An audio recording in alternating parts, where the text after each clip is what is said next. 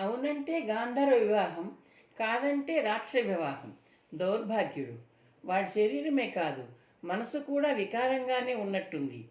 సిగ్గు లేకుండా, సంకోచం లేకుండా తను చేసిన నేరం గురించి చెప్తున్నాడు గర్వంగా. అతనికి నిలువెల్లా అహంకారమే అన్న సత్యాన్ని అతని మాటలు చాటింపు చేశాయి. తన ధైర్యం నచ్చిందట దరిద్రుడు. తన ధైర్యం గురించి వాడికేం తెలుసు?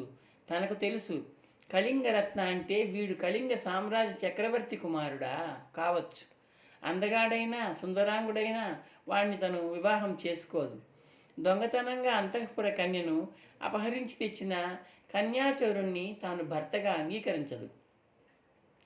లాలసలో ఆలోచనలు నిర్విరామంగా సాగుతున్నాయి. ఆలయంలో గర్భాలయం ముందు తలుపులు మూసిన మండపంలో ధ్యానంలో ఉన్న తనను ఎలా అపహరించాడు? అర్చకులు పరిచారకులు ఏమయ్యారు? కామరూప నగరం నుండి అంత ధైర్యంగా అంత రహస్యంగా తనను ఎలా తీసుకురాగలిగారు?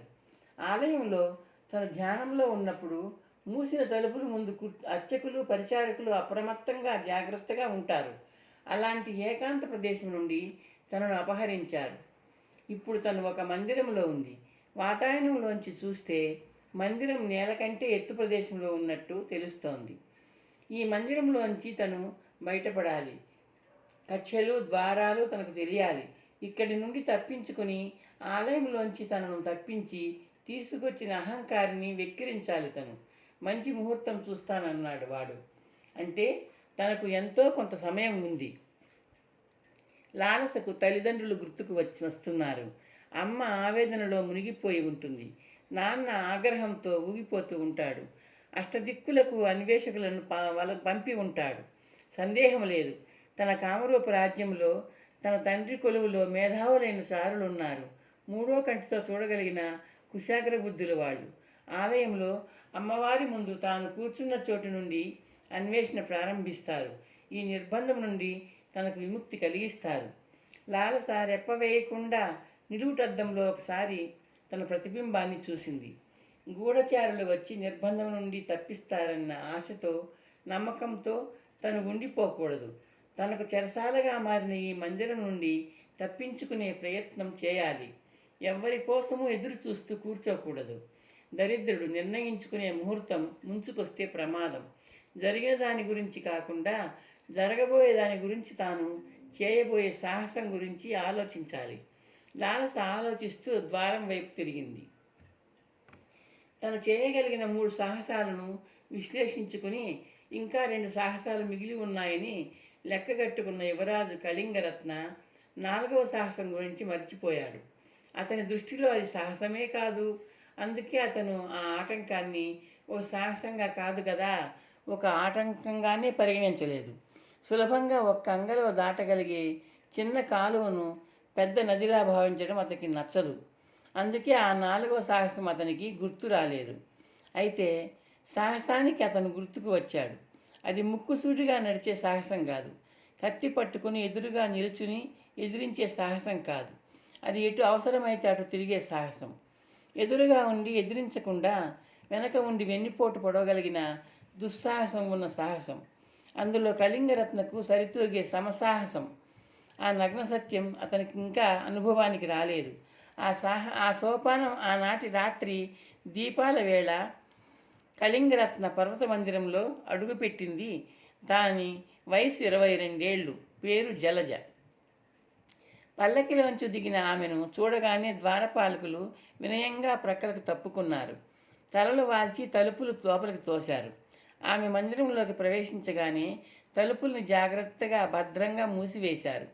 ప్రధాన శాలలో జలజకు ఎదురుగా వచ్చిన కేతకి ఆశ్చర్యంతో కళ్ళు పెద్దవిగా చేసింది. క్షణంలో తేరుకుని వినయంగా ముందుకు వంగి నమస్కరించింది. అమ్మాయి గారు, ఎన్నాళ్ళకి దర్శనం అనుగ్రహించారు. దయచేయండి, దయచేయండి. ఏమిటే కేతకి, అంతఃపుర మందిరం వదిలి ఈ ఏకాంత మందిరంలోనికి వచ్చావు? జలజ అడిగింది. యువరాజు గారు ఇక్కడ సేవలకు నియమించారమ్మా, కేతకి వినయంగా అంది. నిన్నొక్కదాన్నేనా?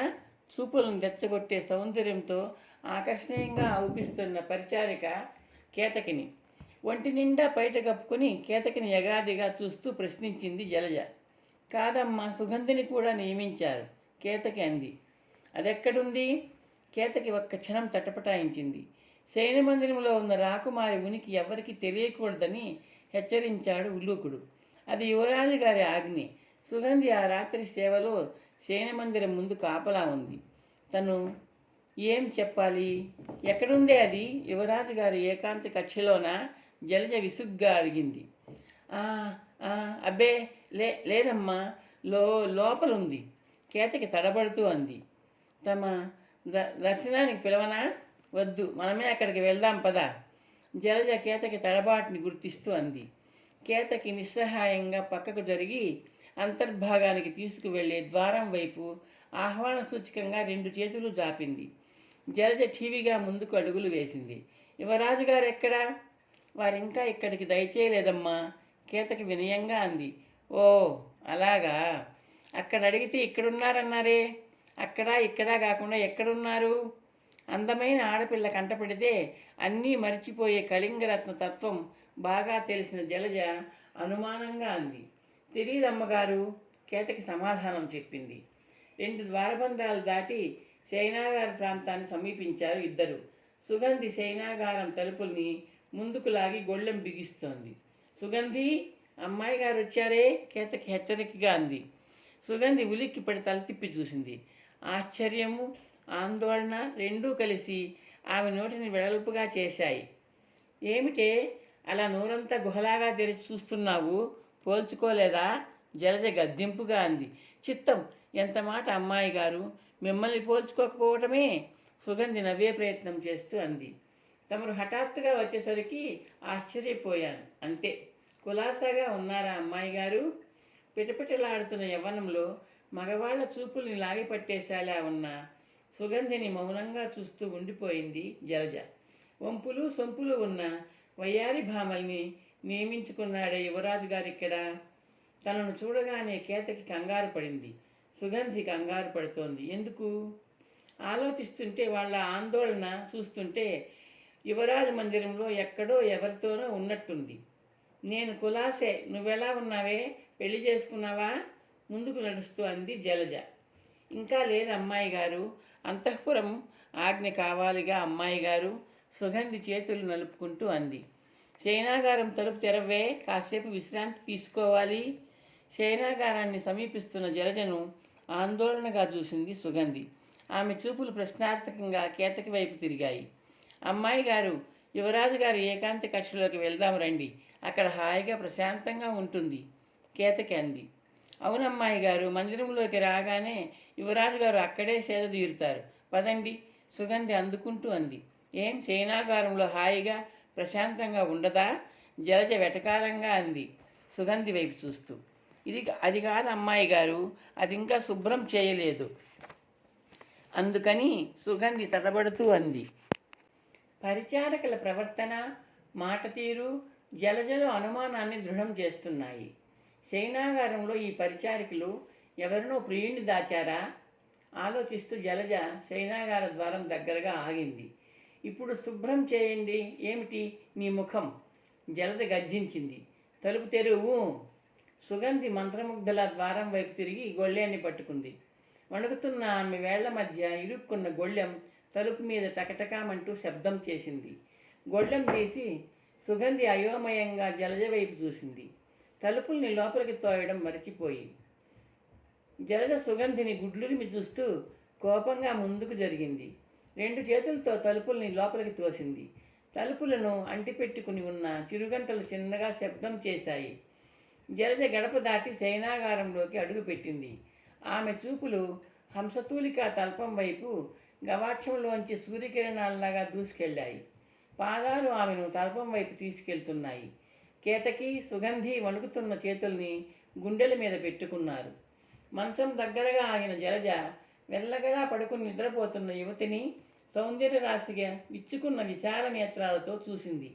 ఆమెలో సమాధానాలు లేని ప్రశ్నలు పడగలెత్తుతున్నాయి. ఆమెలో ఆవిర్భవించిన ఆగ్రహం రక్తనాళాల్లో చొరబడి శరీరమంతటా వ్యాపిస్తోంది. ఆమె చేతుల్ని పిడికిళ్ళుగా బిగిస్తోంది.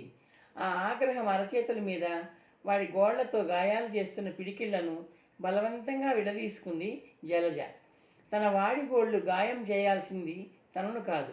తల్పం మీద ఆదమర్చి నిద్రిస్తున్న అందాల రాశి సాధారణ యువతి కాదని ఆమె రూపురేఖలు చెబుతున్నాయి. ఆమె నిద్రా సౌందర్యంలో ఏదో ఠీగా వ్యక్తమవుతోంది. మంచం మీద నుండి నేల మీదకు లాగి శయనాగారంలోంచి ఆ యువతిని వెలుపలికి నెట్టివేయాలన్న ఆవేశాన్ని నిగ్రహించుకుంటూ జలజ ద్వారం వైపు తిరిగింది. పరిచారకుల ఆందోళనకు శయనాగారంలోని దృశ్యం అర్థం చెబుతోంది. జలజ శయనాగార ద్వారం దాటి అవతలికి నడిచింది. ద్వారబంధం పక్కన గోడకి బల్లుల్లా అతుక్కుపోయిన పరిచారికలను చంద్ర నిప్పుల్లా ఉన్న కళ్ళతో చూసింది.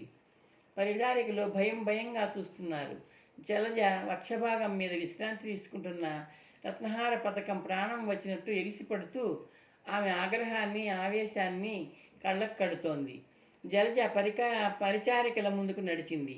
ఇద్దరిని కలిగి చూసింది. పరిచారికల కనురెప్పలు క్రిందికి వాలాయి. ఎవరది? జలజ ప్రశ్న చెవుల్ని అరచేతి దెబ్బలా తాకింది. తెలీదమ్మాయి గారు, సుగంధి నత్తిగా అంది. జలజ చెయ్యి పాము పడగలా కదిలింది. సుగంధి చెంప మీద చెల్లుమంటూ చప్పుడు చేసింది. తెలియదని మరోసారి చెప్పవే, జలజ గద్దించింది. తెలుసమ్మాయి గారు, సుగంధి బొగ్గను తడుముకుంటూ నత్తిగానే అంది. కేతకి తెలుసన్నట్టు తల ఆడించింది భయంగా. ఏయ్, తలుపులు మూయవే, జలజ శయనాగార ద్వారం వైపు తల ఎగరేస్తూ కేతకితో అంది. కేతకి అదరాబదర తలుపులు మూసింది. పాకశాల పక్కనున్న గదిలోకి పదండి, జలజ ఆజ్ఞాపించింది. పాకశాల పక్కనున్న ఉగ్రాణ కక్ష లోపలికి వెళ్ళాక జలజ తలుపుల్ని స్వయంగా మూసింది. మళ్ళీ గోడకి అతుక్కుపోయిన కేతకిని సుగంధిని తీక్షణంగా చూసింది. మూలలో వెలుగుతున్న జ్యోతి కాంతిలో ఆమె కళ్ళు మెరిశాయి. చెప్పండి, ఎవరది? ఎవరు తీసుకొచ్చారు? ఎప్పుడు తీసుకొచ్చారు? తెలిసిందంతా కక్కేయండి. అబద్ధాలాడితే నాలుగులు కోయించేస్తాను, జలజ తగ్గుస్వరంతో అంది. ఆమె కామరూపు రాజ్యం యువరాణి గారమ్మ, సుగంధి అంది.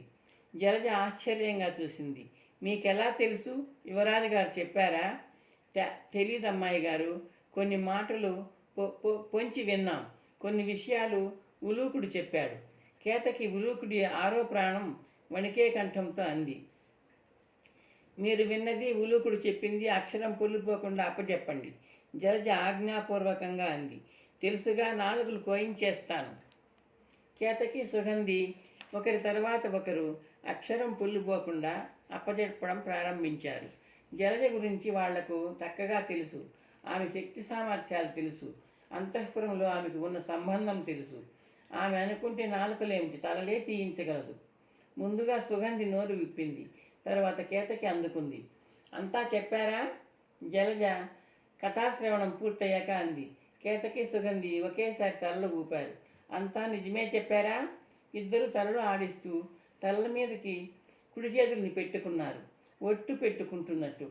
జలజ పరిచారికల ముందు కాసేపు అటు ఇటు తిరిగింది. చూపుడు వేలితో బొటన వేలితో ఒకేసారి 2 కనుబొమ్మల్ని రుద్దుకుంది. వాళ్ల ముందు ఆగి ఇద్దరిని తీక్షణంగా చూసింది. నేను ఇక్కడికి రాలేదు, మీరు నన్ను చూడలేదు. వచ్చారుగా, సుగంధి అడ్డొస్తూ అంది. చూశాంగా అమ్మాయి గారు, కేతకి అర్థం కన్నట్టు అంది. అర్థం చేసుకోండే, జలజ విసుగ్గా కసిరింది. నేను ఇక్కడికి రాలేదు, మీరు నన్ను చూడలేదు. నేను మిమ్మల్ని ఏమీ అడగలేదు, మీరు ఏమీ చెప్పలేదు. తలల్లో దూరిందా? అర్థమైంది అమ్మాయి గారు, కేతకి అంది. యువరాజు గారికో మనవి చేశారో నాలుకలు కాదు, ముక్కులు చెవులు కోయించేస్తాను, జలజ తగ్గుస్వరంతో స్పష్టంగా హెచ్చరించింది. తగ్గుస్వరంతో ఆమె చేసిన హెచ్చరికని ఆమె అరుపుల కంటే అధికంగా భయపెడుతోంది అనిపిస్తోంది వాళ్ళకి. ఆమె రౌద్రాకారాన్ని భయంగా చూశారు వాళ్ళు. దయచూపండి అమ్మాయి గారు, మీరు చెప్పినట్టు వింటాం, సుగంధి ప్రాధేయపూర్వకంగా అంది. కేతకి అవునన్నట్టు చూస్తూ అభ్యర్థనపూర్వకంగా చేతులు జోడించింది. జలజ తీక్షణంగా ఒకసారి ఇద్దరి వైపు చూసి ఉగ్రాణంలోంచి అవతలికి నడిచింది. కేతకి సుగంధి ఒకరినొకరు మౌనంగా చూసుకున్నారు. చెమటతో తడిసిన ముఖాల్ని తుడుచుకున్నారు. ఇంటికి వెళ్ళాలంటే భయమేస్తోంది. కేతకి పెదవులు అదిరాయి. నాకేమో ఇక్కడ ఉండాలంటే భయమేస్తోంది, సుగంధి నిట్టూరుస్తూ అంది. ఒక పని చేద్దాం, నువ్వు వెళ్ళిపో, నేను ఈ రాత్రికి ఇక్కడే కాపలా ఉండిపోయి అవసరమైన సేవలు అందిస్తాను. కేతకి ఉపాయం సూచిస్తూ అంది. సరేనా? సరే, నువ్వు జాగ్రత్తగా శయనాగారం ముందే ఉండు. సుగంధి తేలిగ్గా ఊపిరి పీల్చుకుంటూ అంది. యువరాణి దీపాల వేళకి నిద్రలోకి జారుకున్నారు. ఎప్పుడు మేలుకుంటారో కనిపెట్టి ఉండి ఆహారం అందించాలి. సరేనా? నేను చూసుకుంటాలే సుగంధి, నువ్వు వెళ్ళు పద అంది కేతకి గుమ్మం వైపు చూస్తూ. సుగంధి ఆమెను అనుసరించింది. సేనాగారం ముందు నిల్చుని జరిగిన సన్నివేశాన్ని నెమరు వేసుకుంటూ భయపడుతున్న వేళ కేతకి కళ్ళు మరిశాయి. ఈ రాత్రి తను రెండోసారి ఆశ్చర్యానికి గురి అవుతోంది. హఠాత్తుగా ప్రత్యక్షమైన జలదాదేవిని చూసి మొదటిసారి రెప్ప వేయకుండా ఊడిపడిన ఉలూకుడిని చూసి ఇప్పుడు రెండవసారి. ఆమె ఆగమనంతో ఆందోళన, ఉలూకుడి ఆగమనంతో ఆనందం. కేతకిని రాత్రి సేవలో చూసి ఉలూకుడు ఆశ్చర్యపోయాడు. ఈ రాత్రికి ఇక్కడ ఉండే సుగంధిని మచ్చిక చేసుకునే ఆశతో అవసరం లేకపోయినా మందిరానికి వచ్చాడు అతను. నిట్టూర్పుతో తన నిరుత్సాహాన్ని బయటికి తరిమేశాడు అతను. సరే, ఏ పూటకి ఏ ఆహారం ప్రాప్తమో, ఏ రాత్రికి ఏ అతివ ప్రాప్తమో అది అంతే. ఆరగించాల్సిందే, అనుభవించాల్సిందే. నువ్వెందుకు ఉన్నావు ఇక్కడ? కేతకిని సమీపిస్తూ అన్నాడు అతను. నీకోసమే, కేతకి అంది. నిజమే, ఆమె అతని కోసమే ఉంది. అందుకే సుగంధిని వెళ్ళమంది.